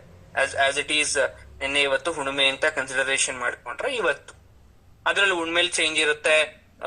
ಅಮಾವಾಸ್ಯೆ ಒಂದು ಕೋಳಿ ಇಟ್ಕೊಂಡು ಅಮಾವಾಸ್ಯೆ ದಿನ ಏನ್ ಮಾಡೋದಂತೆ, ಹ್ರೀಂಕಾರವನ್ನ ಅದಕ್ಕೆ ಒಂದು ಪಠಣೆ ಮಾಡ್ತಾ ಮಾಡ್ತಾ ಮಾಡ್ತಾ ಅದಕ್ಕೊಂದು ಇದ್ ಮಾಡ್ತಾ ಇದ್ರು. 1008 ಸಲ ಹ್ರೀಂಕಾರ ಆದ್ಮೇಲೆ ಆ ಕೋಳಿ ಸತ್ತೋಯ್ತು. ಇದೇನ್ ದೊಡ್ಡದ ವಿಚಾರ ಅಲ್ಲ ಬಿಡಿ. ಮತ್ತೆ ಏನ್ ಮಾಡಿದ್ರು ಅಂದ್ರೆ, ಮತ್ 1800 ಸಲ ಹೇಳಿದ್ರು ಕೋಳಿ ಬದುಕ್ಬಿಡ್ತು. ಯಾಕೆ ಇದನ್ನ ಹೇಳ್ತಾ ಇದೀನಿ ನಾನು ನಿಮ್ಗೆ ಅಂದ್ರೆ, ನೀವ್ ಕೂತ್ಕೊಂಡ್ ಪ್ರಯೋಗ ಮಾಡ್ಬೇಡಿ ಇವತ್ ಹಂಗಂತ. ಸುಮ್ನೆ ಮಾಡೋದು ಅದೆಲ್ಲ ಆಗಲ್ಲ. ಯಾಕದನ್ನ ಹೇಳ್ತಾ ಇದೀನಿ ಅಂದ್ರೆ, ಒಂದು ಶಕ್ತಿ ಅನ್ನೋದು, ಒಂದು ತಂತ್ರಶಾಸ್ತ್ರ ಅನ್ನೋದು, ಅದಕ್ಕೆ ಅದರದೇ ಆದಂತ ಒಂದು ಸಪ್ರೇಟ್ ಮಹತ್ವ ಇದೆ. ಅದನ್ನ ನಾವು ನೀವೆಲ್ಲ ಟಚ್ ಮಾಡಬಾರ್ದು. ಬೇಡ, ನಮ್ಗಲ್ ಆ ಫೀಲ್ಡೇ ಬೇಡ. ಇನ್ನೂ ಬೇಕಾದ್ರೆ ಈ ಸಾಯ ತನಕ ಕಷ್ಟ ಅನ್ಭವಿಸೋಣ. ಈ ತಂತ್ರಶಾಸ್ತ್ರ, ಆ ಶಾಸ್ತ್ರ, ಈ ಶಾಸ್ತ್ರ ಎಲ್ಲ ಕಲ್ತ್ಬಿಟ್ಟು ನಾವೇನೂ ಆಗದ್ ಬೇಡ. ತುಂಬಾ ಜನಕ್ಕೆ ಅನುಮಾನ, ಗುರುಗಳೇ ಇದೆಲ್ಲ ಇದೆಯಾ ಇವತ್ತು ಕೂಡ? ಏನೋ ಮಾಟ ಮಾಡ್ಸಿದಾರೆ ಅಂತಾರೆ, ಏನೋ ಒಂದು ಬ್ಲಾಕ್ ಮ್ಯಾಜಿಕ್ ಅಂತೆ ಗುರುಗಳೇ, ಏನೋ ಮಾಡ್ಬಿಟ್ಟಿದಾರಂತೆ, ಮತ್ತೆ ಅವ್ರು ಏನೇನೋ ಮಾಡ್ತಾ ಇರ್ತಾರಂತೆ, ಎಲ್ಲೆಲ್ಲೋ ಯಾರ ಹತ್ರನೂ ಹೋಗಿ ಏನೋ ನಿಂಬೆಹಣ್ಣು ತಂದ್ರಂತೆ, ಇನ್ನೊಂದ್ ಏನೋ ತಂದ್ಬಿಟ್ಟೆಲ್ಲ ಮಾಡ್ತಾ ಇದಾರೆ ಗುರುಗಳೇ, ನಂಗೆ ಗೊತ್ತೇ ಆಗ್ತಾ ಇಲ್ಲ. ಚೆನ್ನಾಗೇ ಇದ್ವಿ ಮನೇಲಿ, ಯಾಕೆ ಹಿಂಗ ಆಗ್ತಾ ಇದೆ ಗೊತ್ತಾಗ್ತಾ ಇಲ್ಲ. ಯಾರೋ ಕೇಳ್ದಾಗ ಹೇಳಿದ್ರು some negative energy surrounded your house ಅಂತೆಲ್ಲ ಹೇಳ್ಬಿಟ್ರು. ಆಗಿಂದ ಭಯ ಆಗ್ತಾ ಇದೆ. ಇದನ್ನ ಬಿಲೀವ್ ಮಾಡಬಹುದಾ, ಬಿಲೀವ್ ಮಾಡಬಾರ್ದ, ಇದನ್ನ ನಂಬೋದಾ, ನಂಬಬಾರ್ದ, ಮಾಟ ಮಂತ್ರ ಮರವು ಅಂತಕ್ಕಂಥದ್ದು ಎಲ್ಲ ಇದ್ಯಾ ಅಂತದ್ದು ಈಗಲೂ ಕೂಡ ಯಕ್ಷ ಪ್ರಶ್ನೆ. ಕರೆಕ್ಟಾ? ಒಂದ್ಸಲನಾದ್ರೂ ಬರುತ್ತೆ ಈ ಕಾಲದಲ್ಲೆಲ್ಲ, ಅದು ಬರುತ್ತೆ, ನಿಜನ ಅದು. Because we are educated. ನಾವ್ ಯಾವ ಒಂದು ಜನರೇಷನ್ ಅಲ್ಲಿ ಇದೀವಿ. ಏನ್ ಮಾತಾಡ್ತೀವ ಅದೆಲ್ಲ ಏನೋ ಒಂದ್ ಇಟ್ಟಿದ ತಕ್ಷಣ ಅದಾಗತ್ತಾ? ನೋಡಿ, ಯಾವ ತರ ಹಿಪ್ನೋಟಿಸಮ್ ಇಸ್ ಟ್ರೂ ಅನ್ನೋದಾದ್ರೆ, ಒಬ್ಬ ಸತ್ತ ವ್ಯಕ್ತಿನ ಆತ್ಮವನ್ನ ಇಷ್ಟು ನಿಮಿಷಗಳ ಕಾಲ ಏನೋ ಒಂದು ಮೆಡಿಕಲ್ ಟರ್ಮಿನಾಲಜಿಲಿ ಎದ್ದು ಮಾತಾಡ್ಸ್ತಾರೆ ಅನ್ನೋದಾದ್ರೆ, ಅಥವಾ ಯಾವ್ದೋ ಒಂದು 5 ವರ್ಷದ ಮಗು ಅಥವಾ 10 ವರ್ಷದ ಮಗು ಎಲ್ಲೋ ಇರೋ ಊರ್ದು, ಆ ಊರಲ್ಲಿ ಇರ್ತಕ್ಕಂಥ ಜನಗಳ ಹೆಸರಲ್ಲೆಲ್ಲ ಹೇಳ್ತಾ ಇದೆ ಅಂದ್ರೆ, ಒಂದು 10 ವರ್ಷದ ಮಗು 50 ವರ್ಷದ ಒಬ್ಬ ವ್ಯಕ್ತಿ ತರ ಬಿಹೇವ್ ಮಾಡ್ತಾ ಇದೆ ಅಂದ್ರೆ, ಇದ್ದಕ್ಕಿದ್ದಾಗೆ ಎಲ್ಲ ಸರಿ ಇದ್ರು ಕೂಡ ಡಾಕ್ಟ್ರಿಂದ ಕಂಡಿಡಿಯಕ್ ಆಗದೆ ಇರುವಂತ ಯಾವ್ದೋ ಒಂದು ಡಿಸೀಸಸ್ ನಮ್ಮಲ್ಲಿ ಉಟ್ಕೊಂತು ಅಂದ್ರೆ, ಅದಕ್ಕೆ ಯಾರು ಹುಷಾರ್ ಮಾಡಕ್ ಆಗದೆ ಇರೋದು, ಯಾವ್ದೋ ಒಂದು ದೇವಸ್ಥಾನಕ್ಕೆ ಹೋಗಿ ಬಂದಿದ ತಕ್ಷಣ ಹುಷಾರ್ ಆದ್ವಿ ಅಂದ್ರೆ, ಹೌದು ಇದೆಲ್ಲ ಇದೆ. ಒಂದೊಂದ್ಸಲ ನಂಬೇಕಾಗತ್ತೆ. ಆದರೆ ಭಯ ಪಡಬಾರ್ದು, ಇಷ್ಟೇ ಮ್ಯಾಟ್ರು. ಯಾಕೆ ಭಯ ಪಡಬಾರ್ದು ಅಂತ ಹೇಳ್ತೀನಿ, ಕೇಳಿಸ್ಕೊಳ್ಳಿ. ಈಗ ನಿಮ್ಗೆ ನಿಮ್ ಮೇಲೆ ಯಾರಿಗೊಬ್ಬ ದೇಶ ಏನ್ ಇರೋ ಬರೋ ಪ್ರಯೋಗ ಅದು ಇದು ಎಲ್ಲ ಮಾಡ್ಬಿಟ್ಟ ನಿಮ್ ಮೇಲೆ, ನೀವ್ ನಿಜವಾಗ್ಲೂ ದೇವರ ಆರಾಧಕರಾಗಿ, ನಿಜವಾಗ್ಲೂ ದೇವರನ್ನ ನೀವು ಸ್ಮರಿಸ್ತಾ ನಿಷ್ಠೆಯಿಂದ ನಿಯತ್ತಿಂದ ನೀವಿದ್ದೀರಾ ಅಂದ್ರೆ, ದೇವ್ರು ನಿಮ್ ಪಾಲ್ಗಿದ್ದೇ ಇರ್ತಾನೆ ಅಂತ ನೀವು ನಂಬೋದಾದ್ರೆ, ಆ ಶಕ್ತಿ ನಿಮ್ನೇನು ಮಾಡಲ್ಲ. ಆ ಶಕ್ತಿ ಯಾವಾಗ ನಿಮ್ಮನ್ನ ಟಚ್ ಮಾಡುತ್ತೆ ಅಂದ್ರೆ, ನೀವ್ ನಿಜವಾಗ್ಲೂ ಒಳ್ಳೆಯವರಾಗಿರಲ್ಲ. ನೀವ್ ತಪ್ಪು ಮಾಡಿರ್ತೀರಾ, ಇನ್ನೊಬ್ರು ಹೊಟ್ಟೆ ಉರ್ಸಿರ್ತೀರಾ, ಇನ್ನೊಬ್ರಿಗೆ ಮೋಸ ಮಾಡಿರ್ತೀರಾ, ಅನ್ಯಾಯ ಮಾಡಿರ್ತೀರಾ, ಡಾಂಬಿಕತೆಗೋಸ್ಕರ ದೇವ್ರ ಪೂಜೆ ಮಾಡ್ತಾ ಇರ್ತೀರಾ. ಹಂಗಾದ್ರೆ ಆ ಶಕ್ತಿ ಬಂದ್ ನಿಮ್ ಟಚ್ ಮಾಡ್ತು ಅಂತ ಅರ್ಥ. ಅವಾಗ ನೀವು ಪ್ರಾಬ್ಲಮ್ ಅಲ್ಲಿ ಸಿಗಾಕೊಂಡ್ರಿ ಅಂತ ಇಷ್ಟ. ಅರ್ಥ ಆಯ್ತಾ? ಇಷ್ಟೇ. ಬರ್ತಾರೆ, ಅಯ್ಯೋ ನನ್ಗೇನೋ ಅದಾಗ್ಬಿಟ್ಟಿದೆ ಗುರುಗಳೇ, ನೆಗೆಟಿವ್ ಎನರ್ಜಿ ಮಂತ್ರ ಮಾಡಿಸಿದ್ರೆ, ಹೌದಾ, ಹಿಂಗ್ ಮಾಡಿ, ಹಿಂಗ್ ಮಾಡಿ, ಹಂಗ್ ಮಾಡಿ, ಹಿಂಗ್ ಮಾಡಿ, ಏನೋ ಒಂದು ಹೇಳ್ತೀವಿ. ಆದ್ರೆ ಕೆಲವೊಬ್ರು ಬರಲ್ಲ. ಆಗಿದ್ರು ಅವ್ರ ತಲೆ ಕೆಡ್ಸ್ಕೊಳಲ್ಲ. ಯಾಕೆ ಅಂದ್ರೆ, ಅವ್ರಿಗೆ ಬಂದ್ರು ಕೂಡ ಅದು ಆಟೋಮೆಟಿಕಲಿ ಅದು ಕಡಿಮೆ ಆಗ್ತಾ ಇದೆ. ಡೇ ಬೈ ಡೇ ಕಡಿಮೆ ಆಗ್ತಾ ಇದೆ. ಯಾಕಂದ್ರೆ ಅವರು ನಿಷ್ಠಾವಂತದಿಂದ ದೇವ್ರನ್ನ ಪೂಜೆ ಮಾಡ್ತಾರೋ, ಅಥವಾ ಇನ್ನೊಬ್ರು ತಂಟೆಗೆ ಹೋಗಿಲ್ವೋ, ಅಥವಾ ಇನ್ನೊಬ್ರಿಗೆ ಮೋಸ ಮಾಡ್ಲಿಲ್ಲ ಅಂದ್ರೆ ಎಷ್ಟ್ ದಿನ ಇರಕ್ ಸಾಧ್ಯ ಆ ಶಕ್ತಿ ನಿಮ್ಮ ಹತ್ರ? ಏನೊಂದು 2 ಅಮಾವಾಸ್ಯೆ 3 ಅಮಾವಾಸ್ಯೆ ಇದ್ಬಿಟ್ಟು ಸ್ವಲ್ಪ ವೀಕ್ ಆಗಿ ಉದ್ರೋಗ್ಬಿಡುತ್ತದು. ಮರದಲ್ಲಿರೋ ಹಣ್ಣಾಗಿರೋ ಹಣ್ಣು ತರ ಅದು ಎಷ್ಟ್ ದಿನ ಇರಕ್ ಸಾಧ್ಯ? ಹಣ್ಣಾದ್ಮೇಲೆ ಹಣ್ಣು ಮರದಲ್ಲಿ ಉದ್ರೋಗ್ಲೇಬೇಕು. ಅದಕ್ಕೆ ಭಯ ಪಡಬಾರ್ದು. ನಾವು ತಪ್ಪು ಮಾಡಿದ್ರೆ ಭಯ ಪಡಬೇಕು. ಈ ರೀತಿಯಾಗಿ ಹ್ರೀಂಕಾರ ಅಂತಕ್ಕಂಥದ್ದು ಓಂಕಾರದಷ್ಟು ಶ್ರೇಷ್ಠ ತಂತ್ರಶಾಸ್ತ್ರದಲ್ಲಿ.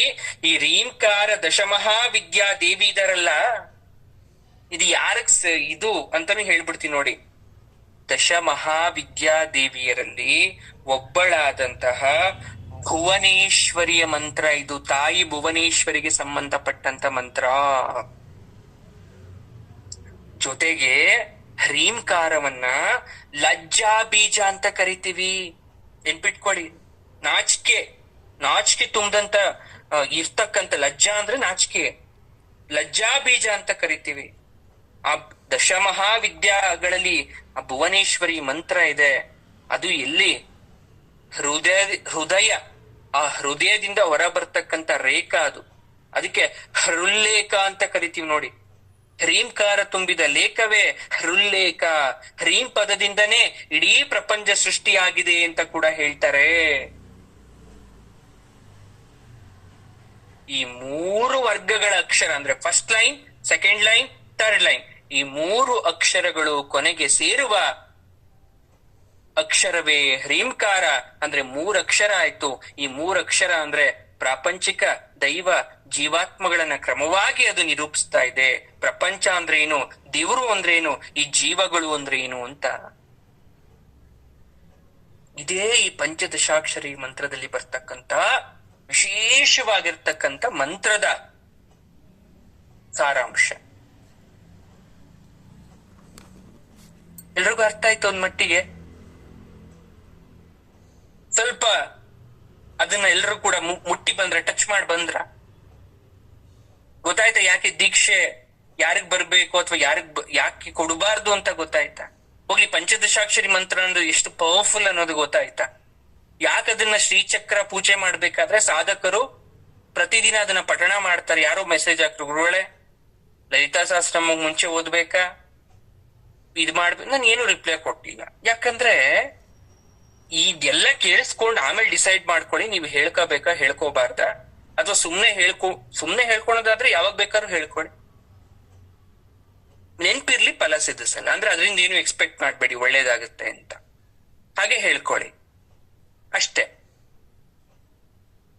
ಈ ಶ್ಲೋಕ 45 ದಿನಗಳ ಕಾಲ 1000 ಬಾರಿ ಜಪಿಸ್ಬೇಕು. 1000 ಬಾರಿ ಜಪಿಸ್ಬೇಕು. ಸರಿ, ಯಾವ ಉದ್ದೇಶಕ್ಕೆ ಅಂದ್ರೆ ಸಕಲ ವಿದ್ಯಾ ಸಿದ್ಧಿಗಾಗಿ. ಎಲ್ಲ ವಿದ್ಯೆಗಳ ಸಿದ್ಧಿ ಅಂದ್ರೆ ಎಲ್ಲಾ ವಿದ್ಯೆ ಅಂದ್ರೆ ಇರೋ ಬರೋದು ಅಂತಲ್ಲ. ಎಷ್ಟಾಗುತ್ತೋ ಅಷ್ಟು ಮ್ಯಾಕ್ಸಿಮಮ್ ನಮ್ಗೆ ಒಲ್ದು ಬರುತ್ತೆ. ಈಗೆಲ್ಲ ನಿಮ್ಗೆ ಒಲ್ದು ಬಂದಿದ್ಯಲ್ಲ, ದುರ್ಗಾ ಸಪ್ತಶತಿ ಕಲಿತಿದ್ದೀರಾ, ಇನ್ನು ಏನೇನೇನೋ ಕಲಿತಾ ಇದ್ದೀರಲ್ಲ, ಇದೆಲ್ಲ ನಿಮ್ಗೆ ಒಲ್ದು ಬಂದಿರೋತಕ್ಕಂಥದ್ದು. ಇನ್ನು ಸಾಕಷ್ಟು ವಿಚಾರ ಒಲ್ದು ಬರ್ಬೇಕು ಅಂದ್ರೆ ಈ ಶ್ಲೋಕವನ್ನ ನಾವು ಪಠಣ ಮಾಡ್ಕೋಬಹುದು, ಸಿದ್ಧಿ ಆಗತ್ತೆ. ನಾನು ಹೇಳ್ತಾ ಇರ್ತೀನಿ, ತುಂಬಾ ಜನ ಹೆಣ್ಮಕ್ಳಿಗೆ ಕ್ಲಾಸ್ ಮಾಡ್ಬೇಕಾದ್ರೆ ಕಣ್ಣೀರ್ ಹಾಕ್ತೀರಾ, ಗುರುಗಳೇ ಗೊತ್ತಿರ್ಲಿಲ್ಲ, ಇದೆಲ್ಲ ಬಂದು ಆನಂದ ಆಯ್ತು, ಸಂತೋಷ ಆಯ್ತು, ಏನೇನೋ ಆಯ್ತು, ಯಾರೋ ಲಿಂಕ್ ಕಳ್ಸಿದ್ರು, ಹೇಗೋ ಸಿಕ್ತು. ಈಗ್ಲೂ ಹೇಳ್ತೀನಿ ಕೇಳಿಸ್ಕೊಡಿ, ದೇವಿ ಕೃಪೆ ಇಲ್ದೆ ನೀವ್ ಯಾರು ಇಲ್ಲಿ ಇರಕ್ ಸಾಧ್ಯ ಇಲ್ಲ. ನಾನೂ ಇಲ್ಲಿ ಇರಕ್ ಸಾಧ್ಯ ಇಲ್ಲ. ನಿಮ್ನೆಲ್ಲಾ ಕರ್ಕೊಂಬಂದು ಎಲ್ಲೋ ಇದ್ದವ್ರನ್ನ ತಂದಿಲ್ ಗುಡ್ಡೆ ಹಾಕ್ಬೇಕು ಅಂದ್ರೆ ನನ್ ತಲೆಯಲ್ಲಿ ಒಂದಷ್ಟು ಜ್ಞಾನವನ್ನ ಕೊಟ್ಬಿಟ್ಟು ಇದನ್ನ ಹೇಳು ಅಂತ ನನಗೆ ಆಜ್ಞೆ ಕೊಡ್ಬೇಕಾದ್ರೆ, ಆ ಕ್ಲಾಸಿಗೆ ಬಂದಾಗ ತಾಯಿ ನನ್ನ ನಾಲ್ಗೆ ಮೇಲೆ ಕೂತ್ ಏನ್ ಮಾತಾಡಿಸ್ತಾರೋ ಅದನ್ನ ನಿಮ್ಗೆ ಹೇಳ್ಬೇಕು ಅಂದ್ರೆ, ನೀವ್ ಅದನ್ನ ಅಷ್ಟು ತಾಳ್ಮೆಯಿಂದ ಕೇಳಿಸ್ಕೊಳೋ ಮನಸ್ಥಿತಿ ಇರಬೇಕು ಅಂದ್ರೆ, ತಾಯಿ ಮಾಡ್ಕೊಟ್ಟಿರೋ ವೇದಿಕೆ ಇದು. ನಾವು ಕ್ರಿಯೇಟ್ ಮಾಡಿರೋ ವೇದಿಕೆ ಅಲ್ಲ. ತಾಯಿ ಮಾಡ್ಕೊಟ್ಟಿರೋ ವೇದಿಕೆಗೆ ಎಷ್ಟ್ರ ಮಟ್ಟಕ್ಕೆ ಗೌರವ ಕೊಡ್ತೀರಾ ಯೋಚನೆ ಮಾಡಿ ನೀವು. ಆ 1 ಗಂಟೆ ಅನ್ನೋದು ಬದುಕಲ್ಲಿ ಎಂದೂ ಸವಿಯದ ಮೃಷ್ಟಾನ್ನ ಭೋಜನ ಇದ್ದಾಗಿರ್ಬೇಕು ನಿಮ್ ಲೈಫಲ್ಲಿ. ತಟ್ಟೆ ಮುಂದೆ ಇಮ್ಯಾಜಿನ್ ಮಾಡ್ಕೊಳ್ಳಿ, ಜಗತ್ತಲ್ಲಿ ಇರ್ತಕ್ಕಂಥ ಎಲ್ಲ ವಿಶೇಷವಾದ ಖಾದ್ಯ ತಂದಿಡ್ತೀನಿ, ತಿಂದು ಅರ್ಗಿಸ್ಕೊಂತೀರಾ? ಅದೇ ಆ 1 ಗಂಟೆ ಅಮ್ಮನ ಬಗ್ಗೆ ಉಪಚರಿಸ್ತೀನಿ, ಉಣಬಡಿಸ್ತೀನಿ, ಇನ್ನೂ ಬೇಕು ಅನ್ಸುತ್ತೆ, ಹಸ್ವಾಗ್ತಾ ಇರುತ್ತೆ ಹೊಟ್ಟೆ, ಇನ್ನೂ ಹೇಳಿ ಗುರುಗಳೇ, ಇನ್ನೂ 1 ಅವರ್ ಹೇಳ್ತೀರಾ ಅಮ್ಮನ ಬಗ್ಗೆ, ಇನ್ಯಾವ ವಿಚಾರ ಹೇಳ್ತೀರಾ ಗುರುಗಳೇ, ಇನ್ನೂ ಕೇಳೋಣ ಅನ್ಸುತ್ತೆ. ಅದೇ ಅದರದ ಪವರ್. ನಾನು ಇನ್ನೊಂದು ಹೇಳ್ತಾ ಇರ್ತೀನಿ, ನಾನು ಅಳದೇ ಇಲ್ಲ ಅನ್ನೋ ವ್ಯಕ್ತಿನ ಕರ್ಕೊಂಬಂದು ನನ್ನ ಮುಂದೆ ಅಳಿಸ್ತೀನಿ. ನನ್ ನಗದೇ ಇಲ್ಲ ಅನ್ನೋ ವ್ಯಕ್ತಿನ ಕರ್ಕೊಂಬಂದು ನನ್ನ ಮುಂದೆ ನಗಿಸ್ತೀನಿ. ನನ್ ಸಂತೋಷ ಅಂದ್ರೆ ಏನೂ ಗೊತ್ತಿಲ್ಲ ಅಂತಕ್ಕಂಥ ವ್ಯಕ್ತಿನ ಕರ್ಕೊಂಬನ್ನಿ, ನಾನು ಸಂತೋಷ ಪಡಿಸ್ತೀನಿ. ಆತ್ಮ, ಅವ್ನ್ ಗಂಡಸಾಗಿರ್ಲಿ ಹೆಂಗಸಾಗಿರ್ಲಿ ಯಾರೇ ಆಗಿರ್ಲಿ, ಆತ್ಮಾನಂದ ತೃಪ್ತಿನೇ ಇಲ್ಲ ಅನ್ನೋರು ಬನ್ನಿ, ಆತ್ಮಾನಂದ ತೃಪ್ತಿ ಪಡಿಸ್ತೀನಿ. ಹೇಗೆ ಗುರುಗಳೇ, ಜೋಕ್ ಮಾಡ್ತೀರಾ? Hurt no. ಕೈಗೆ ಅಮ್ಮನ ವಿಗ್ರಹವನ್ನ ಕೊಟ್ಟು ಅಥವಾ ಅಮ್ಮನ ವಿಗ್ರಹ ಮುಂದೆ ಕೂರಿಸ್ಬಿಟ್ಟು ಕಣ್ಣು ಮುಚ್ಚಿಬಿಟ್ಟು ಯಾರೂ ಇಲ್ದೆ ಆ ವ್ಯಕ್ತಿ 15 ಇಂದ 20 ನಿಮಿಷ ಶಾಂತ ಮನಸ್ಥಿತಿಲಿ ಕೂತ್ಬಿಟ್ರೆ ಸಾಕು. ಕಣ್ಣೀರೂ ಬರುತ್ತೆ, ನಗು ಬರುತ್ತೆ, ಎಲ್ಲಾನು ಆಗೋಯ್ತಲ್ಲಿ. ಅಷ್ಟೇ, ಅದೇನು ಮಿರಾಕಲ್ ಇಲ್ಲ. ಯಾಕೆ? ನಿಮ್ಮ ಸುತ್ತ ಯಾರೂ ಇಲ್ಲ, ಬಹಳ ಶಾಂತ ರೀತಿಯಿಂದ ಇದ್ದೀರಾ, ಅಮ್ಮನ ವಿಗ್ರಹ ಮುಂದೆ ಕೂತಿದ್ದೀರಾ. ಅದರ ಪ್ರಭಾವದಿಂದ ಒಳಗಡೆ ಎದೆ ಬಡಿತ, ಹೃದಯ ಬಡಿತ ಡಬಡಬಡಬ ಅಂತ ಜಾಸ್ತಿ ಆಗ್ತಾ ಇದೆ. ಒಂದ್ ರೀತಿಯಾದಂತಹ ಬೆವರಾಗ್ತಾ ಇದೆ. ಕಣ್ಣು ಬಿಡ್ಬೇಕು, ಬಟ್ ಬಿಡಕ್ ಆಗ್ತಾ ಇಲ್ಲ. ಒಳಗಡೆ ಏನೇನೋ ನೋವು, ದುಃಖ ಎಲ್ಲ ಶುರುವಾಗ್ತಾ ಇದೆ. ಆ ನೋವು ದುಃಖಗಳಿಗೆ ಎಲ್ಲಕ್ಕಿಂತ ನಾನು ಇಲ್ಲಿ ಕೂತಿದ್ದೀನಿ, ಏನೋ ಒಂದ್ ರೀತಿ ಭಯ ಆಗ್ತಾ ಇದೆ. ಇಷ್ಟು ದಿನ ಮಾಡಿದ ತಪ್ಪೆಲ್ಲ ನೆನ್ಪಾಗ್ತಾ ಇದೆ. ಇನ್ಮೇಲಾದ್ರೂ ಸರಿಯಾಗಿರ್ಬೇಕು ಅಂತ ಆಲೋಚನೆ ಬರ್ತಾ ಇದೆ. ತಾಯಿ ಕಾಪಾಡಮ್ಮ, ನನ್ ಮಾಡಿರೋ ತಪ್ಪೆಲ್ಲ ಕ್ಷಮಿಸುವಂತ ಆ ಒಂದು ಪಶ್ಚಾತ್ತಾಪಕ್ಕೆ ಕಣ್ಣೀರ್ ಬರುತ್ತೆ. ತಾಯಿ ಈಗ್ಲಾದ್ರೂ ಭಾಗ್ಯ ಕೊಟ್ಟಲ್ಲ ಅಂತ ಆ ಸಂತೋಷ ಕಣ್ಣೀರ್ ಬರುತ್ತೆ. ಏನೋ ಒಂದ್ ಆನಂದ ಆಗ್ತಾ ಇದೆ ಅಂತ ನಗು ಬರ್ಲಿಕ್ಕೆ ಶುರುವಾಗತ್ತೆ. ಕಣ್ ಬಿಟ್ಟಿದ ತಕ್ಷಣ ಇವತ್ತೇನೋ ಒಂದು ಆತ್ಮಾನಂದ ಆಯ್ತು ಅನ್ನೋ ಫೀಲ್ ಆಗ್ಬಿಡತ್ತೆ. ಇಷ್ಟೇ ಅಲ್ವಾ? ಇದಕ್ಕಿಂತ ರಹಸ್ಯ ಬೇಕ? ಅದಕ್ಕೆ ಹೇಳ್ತೀವಿ, ಜಗತ್ತಲ್ಲಿ ಅತ್ಯಂತ ಸುದಿನ ಯಾವುದು ಅಂದ್ರೆ ಗುರುಗಳಿಂದ ಪ್ರವಚನ ಕೇಳದಂತೆ. ಅದ್ರಲ್ಲೂ ದೇವ್ರ ಬಗ್ಗೆ, ಅದ್ರಲ್ಲೂ ಮನಸ್ಸಿಗೆ ಹೋಗಿ ಅದು ಕೂರೋ ತರ.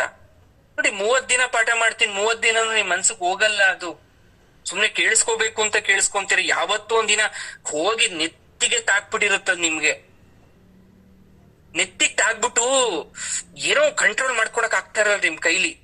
ಏನಾದ್ರೂ ಅಷ್ಟು ಸಂತೋಷ ಆಗ್ತಿರತ್ತೆ, ಇಲ್ಲ ಏನೋ ಕೈ ಮುಗಿಬೇಕು ಅಂತ ಕೂತಿ ಜಾಗದಲ್ಲೇ ಕೈ ಮುಗಿತಿರ್ತೀರ, ಅಥವಾ ಕಂಟ್ರೋಲ್ ಮಾಡಕ್ ಆಗದೆ ಕಣ್ಣ ನೀರ್ ಬರ್ತಾ ಇರತ್ತೆ. ಅದು ಅದಕ್ಕಿರ್ತಕ್ಕಂಥ ಶಕ್ತಿ.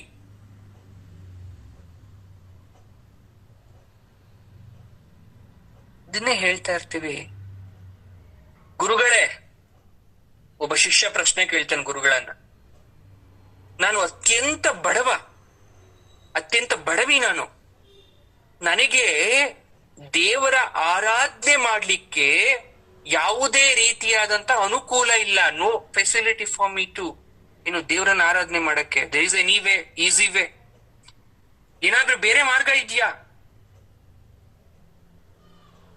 ಅಪ್ಪ, ದೇವರ ಆರಾಧನೆ ಅಂದ್ರೇನೋ? ಗುರುಗಳೇ, ದೇವಸ್ಥಾನ ಅಥವಾ ಮನೆಗಳಲ್ಲಿ ತೋರಣ ಕಟ್ಟಿ ಬಗೆ ಬಗೆ ಪುಷ್ಪಗಳನ್ನ ತಂದು ಬಗೆ ಬಗೆ ನೈವೇದ್ಯಗಳನ್ನ ಮಾಡಿ ಹೊಸ ಬಟ್ಟೆಗಳನ್ನ ಧರಿಸಿ ಶುಚಿರ್ಭೂತರಾಗಿ ನಿತ್ಯಾನುಷ್ಠಾನದಲ್ಲಿ ರಾಜೋಪಚಾರ ಪೂಜೆಯನ್ನ ಮಾಡ್ತಾ ದೇವರನ್ನ ಆರಾಧನೆ ಮಾಡ್ತಾ ಇದ್ದಾರೆ.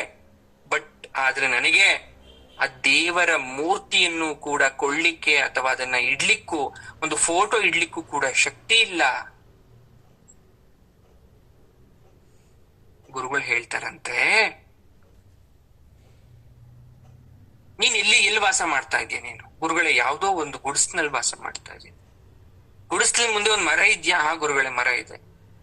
ಹೌದಾ, ಸರಿ. ಕಾಡ್ಗೆಲ್ಲ ಹೋಗ್ತೀಯ? ಹೌದು ಗುರುಗಳೇ, ಕಾಡ್ಗೆಲ್ಲ ಹೋಗ್ತೀನಿ. ಕಾಡಲ್ಲಿ ತುಂಬಾ ಹೂಗಳು ಸಿಗುತ್ತೆ. ಬಗೆ ಬಗೆ ಹಣ್ಣುಗಳು ಸಿಗುತ್ತೆ. ಬಗೆ ಬಗೆ ಪತ್ರ ಸಿಗುತ್ತೆ. ದೀಪ ಹಚ್ಲಿಕ್ಕೆ ಎಣ್ಣೆ ಬತ್ತಿ ಇಲ್ಲ ಅಂದ್ರೂ ಪರವಾಗಿಲ್ಲ. ರಾತ್ರಿ ಹೊತ್ತು ಚಂದ್ರನ ಬೆಳಕು ಬರುತ್ತೆ, ಹುಣ್ಣಿಮೆಯ ಪರ್ವಕಾಲದಲ್ಲಿ. ಹೌದಾ? ಹಾ, ಬರುತ್ತೆ ಗುರುಗಳೇ. ಸರಿ, ಕಾಡ್ಗೆ ಹೋಗು, ಬಗೆ ಬಗೆ ಹೂಗಳನ್ನ ಕಿತ್ಕೋ, ಬಗೆ ಬಗೆ ಪತ್ರಗಳನ್ನ ಹಾಗೂ ಹಣ್ಣುಗಳನ್ನ ಕಿತ್ಕೋಬಾ. ಆ ಮರ ಇರುತ್ತಲ್ಲ, ಮರದ ಮುಂದೆ ಸುರಿದು ಬಿಟ್ಟು ಕಣ್ಮುಚ್ಕೊಂಡ್ಬಿಟ್ಟು ದೇವ್ರು ನೀನೇ ಅಂತ ಕೈ ಮುಗಿ, ನಾಳೆ ಏನಾಯ್ತು ಅಂತ ಬಂದು ಹೇಳು ಅಂತ ಗುರುಗಳು ಹೇಳ್ತಾರೆ. ವ್ಯಕ್ತಿ ಹೋಗ್ತಾನೆ, ಕೆರೆ ಇರುತ್ತೆ, ಕೆರೆಯಲ್ಲಿ ಹಾಗೆ ಮುಳುಗ್ತಾನೆ. ಅದೇ ಬಟ್ಟೆ ಎಲ್ಲ ಹಾಕೊಳಕ್ಕೆ ಹೋಗ್ತಾನೆ, ಹಣ್ಣು ಕಿತ್ಕೊಂತಾನೆ, ಕಾಡಲ್ಲಿ ಜಾತಿ ಹೂ ಕಿತ್ಕೊಂತಾನೆ, ಪತ್ರ ಕಿತ್ಕೊಂತಾನೆ, ಎಲ್ಲಾ ತನ್ನ ಸುರಿದು ಬಿಟ್ಟು ಕಣ್ಮುಚ್ಕೊಂಡ್ ಕೂತ್ಕೊಂತಾನೆ, ನೀನೇ ದೇವರು ಅಂತ. ಕಣ್ಣು ಬಿಟ್ರೆ ಮರ ಪಳ ಅಂತ ಹೊಳಿತಾ ಇದೆ. ಆಶ್ಚರ್ಯ ಆಗೋಯ್ತು ಅವನಿಗೆ. ಇದೇನಿದು? ಕಣ್ಣು ಮುಚ್ಚಬೇಕಾದ್ರೆ ಏನು ಇರ್ಲಿಲ್ಲ, ಕಣ್ಣು ಬಿಟ್ರೆ ಈ ಮರ ಇಷ್ಟೊಂದು ಈ ಪಳ ಅಂತ ಹೊಳಿತಾ ಇದೆಯಲ್ಲ, ಕಾರಣ ಏನು? ಬೆಂಕಿ ಹತ್ಕೊಬಿಟ್ಟಿದ್ಯಾ? ಇಲ್ಲ. ಗುರುಗಳ ಹತ್ರ ಬಂದು ಹೇಳ್ದ, ಗುರುಗಳ, ನೀವ್ ಹೇಳ್ದಂಗೆ ಮಾಡ್ದೆ, ಪಳ ಅಂತ ಹೊಳಿತಾ ಇತ್ತು ಮರ, ಯಾಕೆ ಅಂತ ಗೊತ್ತಾಗ್ಲಿಲ್ಲ ಅಂತ. ಗುರುಗಳು ಹೇಳ್ತಾರಂತೆ, ಪಳ ಪಳ ಪಳ ಅಂತ ಹೊಳ್ದಿದ್ದು ನಿನ್ನ ಭಕ್ತಿಗೆ ಮೆಚ್ಚಿ ಆ ಮರದಲ್ಲಿ ಇರ್ತಕ್ಕಂಥ ದೇವರು ನಿಂಗೆ ಆಶೀರ್ವಾದ ಮಾಡಿದ್ದು ಅಂತ. ಇದ್ರ ಅರ್ಥ, ನೀವ್ ಏನ್ ಕೊಡ್ತೀರಾ, ಏನ್ ಬಿಡ್ತೀರಾ, ಏನ್ ಮಾಡ್ತೀರಾ ಅದ್ಯಾವುದೂ ಅಲ್ಲ. ನೀವಿರೋ ಪ್ರದೇಶದಲ್ಲೇ, ನೀವಿರೋ ಸ್ಥಳದಲ್ಲೇ, ನೀವಿರೋ ಪರಿಸ್ಥಿತಿ ಸಿಚುವೇಶನ್ ಅಲ್ಲೇ ನೀವ್ ಯಾವ ರೀತಿ ದೇವರನ್ನ ಸ್ಮರಣೆ ಮಾಡ್ತೀರಾ, ಯಾವ ರೀತಿ ದೇವರನ್ನ ಆರಾಧನೆ ಮಾಡ್ತೀರಾ, ಅದು ಇಂಪಾರ್ಟೆಂಟ್ ಆಗುತ್ತೆ. ನನ್ ಮನೇಲಿ ಚಿನ್ನದ ಅಂಬಾರಿ ಮಾಡಿಸ್ತೆ ಅಂತ ನಿಮ್ಮನೇಲಿ ಮಾಡ್ಸಕ್ಕಾಗತ್ತಾ? ಕೋಟಿ ರೂಪಾಯಿ ಕೊಟ್ಟು ಚಿನ್ನದ ಒರಿಜಿನಲ್ ಆನೆ ತಂದು ಆನೆ ಮೇಲೆ ಅಮ್ಮನವ್ರು ಕೂರ್ಸ್ತೆ ಅಂದ್ಬಿಟ್ಟು ನೀವ್ ತಂದು ಕೂರ್ಸಕ್ಕಾಗತ್ತಾ? ಆನೆ ಮೇಲೆ ಕುತ್ಕೊಂಡು ಅಮ್ಮನವರು ಹಾರಾಡ್ತಾ ಬಂದ್ರೆ ನಮ್ ದೇವ್ರ ಮೇಲೆ ಕೂತಿರೋ ಅಮ್ಮನವರು ತೂರಾಡ್ತಾ ಅಲ್ಲೇ ಇರ್ತಾರೆ ಯಾವಾಗ್ಲೂ ಕೂಡ, ನಲ್ದಾಡ್ತಾ ಅಲ್ಲೇ ಇರ್ತಾರೆ ಯಾವಾಗ್ಲೂ ಕೂಡ. ಅದನ್ನ ಅರ್ಥ ಮಾಡ್ಕೋಬೇಕು ನಾವು.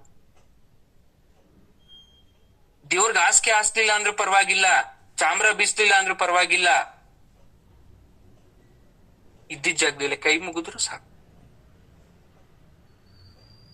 ಎಲ್ಲ ವಾಸ್ತವ ಸತ್ಯ ಅರ್ಥ ಮಾಡ್ಕೊಂಡ್ರೆ ಬದುಕು ಸುಂದರ.